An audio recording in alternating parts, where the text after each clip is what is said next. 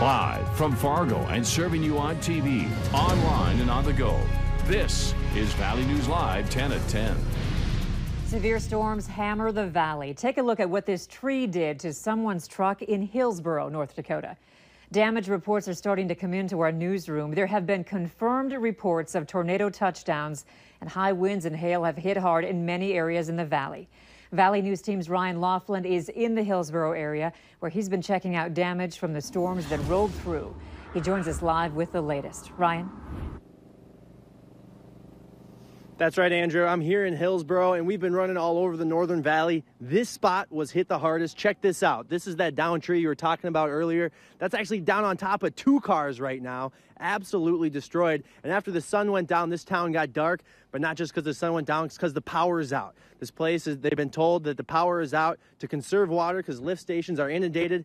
And right now, they're in cleanup mode in Hillsboro.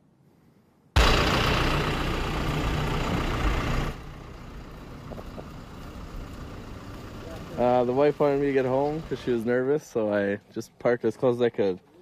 So, bad spot. That's fine. You blame the wife for parking this close?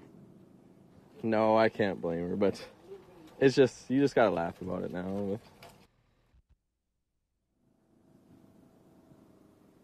Now, we've been told that the power might not be restored until tomorrow, and this is not the only big tree down in this town. There are reports of trees hitting houses, sheds blowing off. This apartment building even had the roof blow off of it, and so there's lots and lots of damage in Hillsboro. There was a lot of assessing and clearing the roads this evening. Tomorrow, a lot of work lays ahead.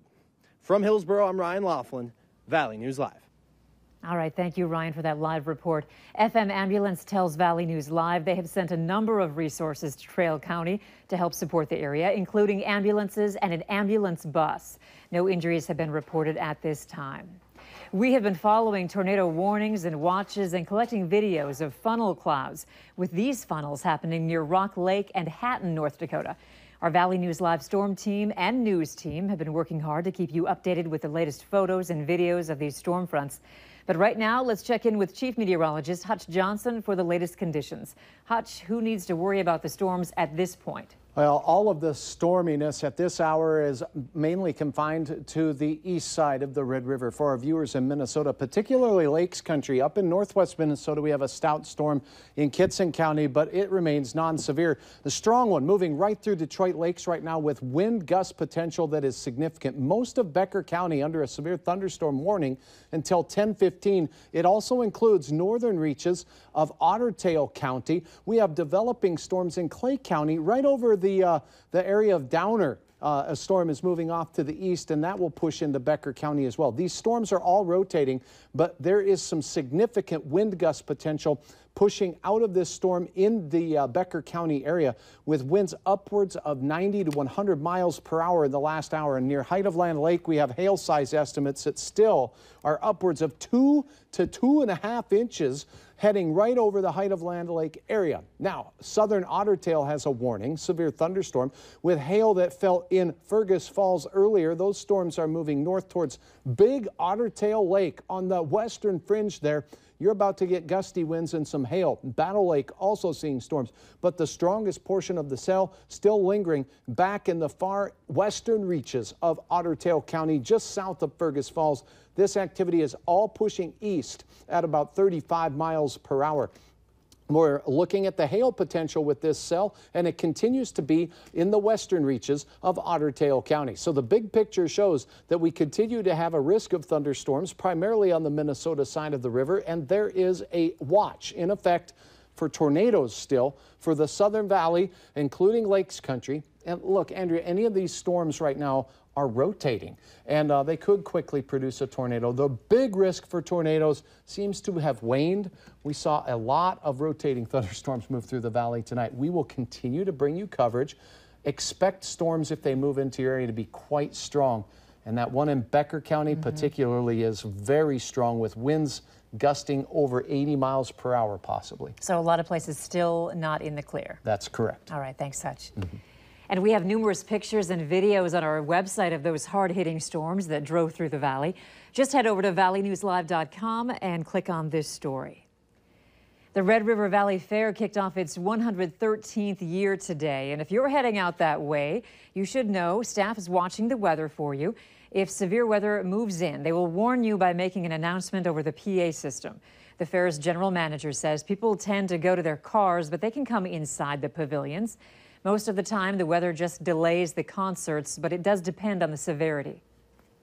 It depends on the amount of rain that we get. If it involves lightning and all that kind of stuff, then obviously we would shut that down. But most of the artists really want to be here, so they will maybe postpone the concert for an hour or so, and then we'll bring it back on. As for when the days heat up, misting tents will be out, and people are reminded they cannot bring in water bottles, but there are water fountains on site. Have you heard the name Jaden K. Smith? Thousands of people are posting about him, warning that he's a Facebook hacker. Well, meaning people are messaging their friends about the Facebook user Smith, typically by copying and pasting that same message from one friend to the next. It turns out it's all a hoax, and you should ignore it. But what you should not ignore is the real danger of Facebook hackers.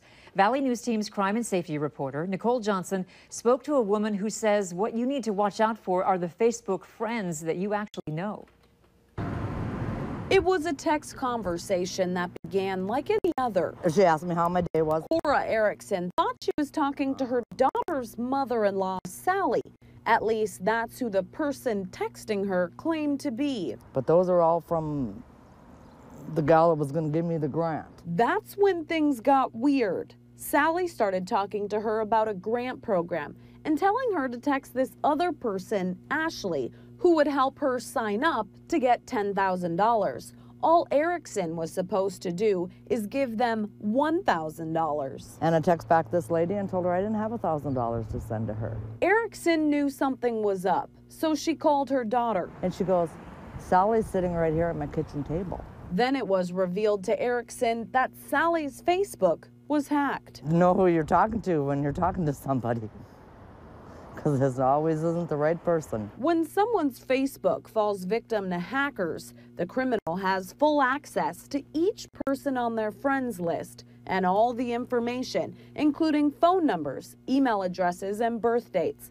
Some hackers will use your pictures and data to make fake accounts to scam even more people.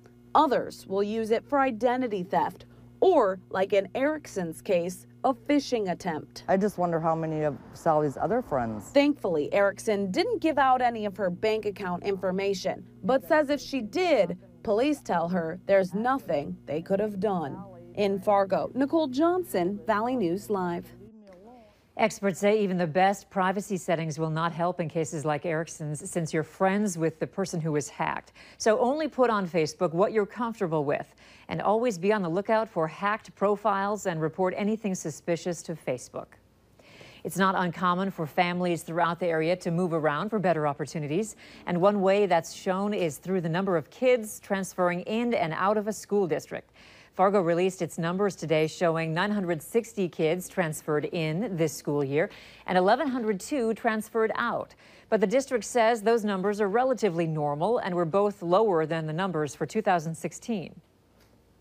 We are a very mobile district, and with that we need to be cognizant of that, and our staff and our buildings need to be aware and put in place the things that are needed for students as they come to us, and then be prepared to share the information with the districts that will receive our students.